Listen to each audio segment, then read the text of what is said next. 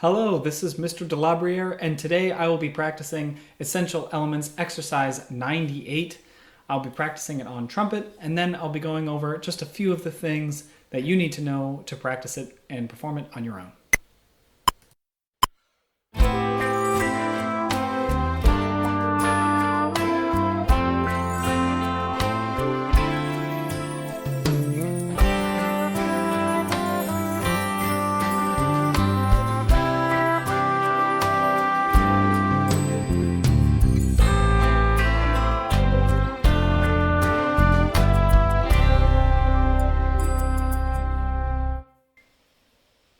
Okay, let's get into it.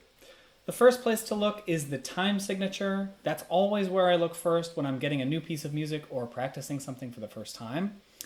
And if you look at the time signature, you can see it's 3/4. The 3 on the top means that there are 3 beats in every measure. Then if you look at the first measure, you can see it is 3 complete beats, which means that we don't have any tricky pickup notes to worry about.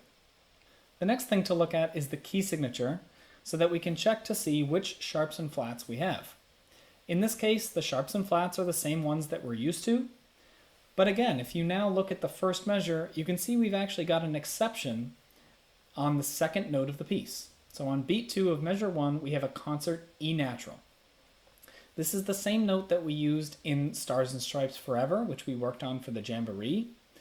And it's also introduced in exercise number 92. You might want to pause now and go back to check that exercise if you are not remembering concert E natural. The next important detail in this exercise is the DC al fine. The DC al fine was first introduced in exercise 91, so you might want to pause and go back to read that yellow box for reference. It's a special way of repeating sections of music. DC al fine is short for da capo al fine, which in Italian means go to the beginning, then play to the ending. In this exercise, we're going to play from the beginning and play all the way through to the end of the exercise where we run out of music and we see the words DC al fine written above the last measure. From there, we're going to immediately go back to the beginning and play the first half until we see the word fine and we see a final measure line. A final measure line is 2 measure lines, the second one very thick, and that's another way that we can be completely sure that that is the true ending of this exercise. This exercise has both slurs and ties. Slurs and ties look pretty much the same, and they work very similarly to each other. Ties, shown here in blue, are used to make notes longer by adding note lengths together. Another way of looking at it is we take 2 notes of the same pitch and we tie them together with a curved line, and that adds their values together to make a longer note. This is usually used to make notes that are too long to fit inside the measure that they start in. That way they can cross over the measure line and continue on into the next measure.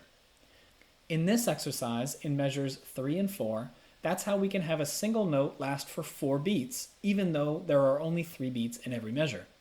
It's important when reading notes with ties to count the beat in your head and tap your foot so that you're not losing track of how long the note is. In this case, while I'm playing that note, I would be counting 1, 2, 3, 1, rest to make sure that I'm keeping my beat straight and I'm not playing the note too long or too short. Slurs, shown here in green, ask you to make the notes smoothly connected by not tonguing in between them. This will only work if you use long, even breaths and move your fingers quickly and accurately for each note. Listen to the difference in measure 1 first without slurs, tonguing every single note. Now I'm going to add the slur back in, tonguing only the first note, and then just moving my fingers for the next 2 notes.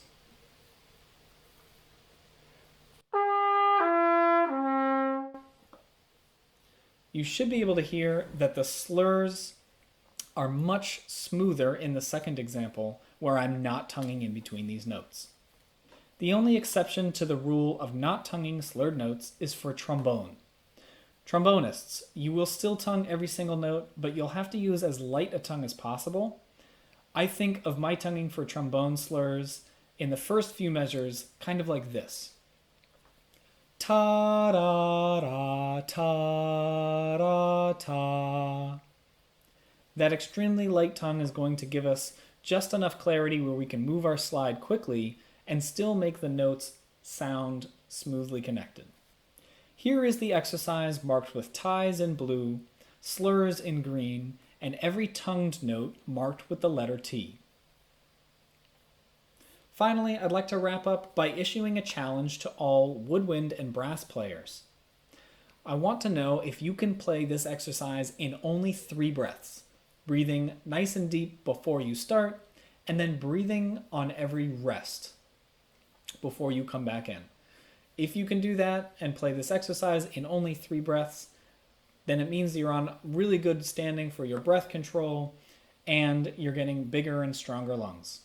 That's it for this video on 98. If you have any questions, you know who to ask, and as always, happy practicing.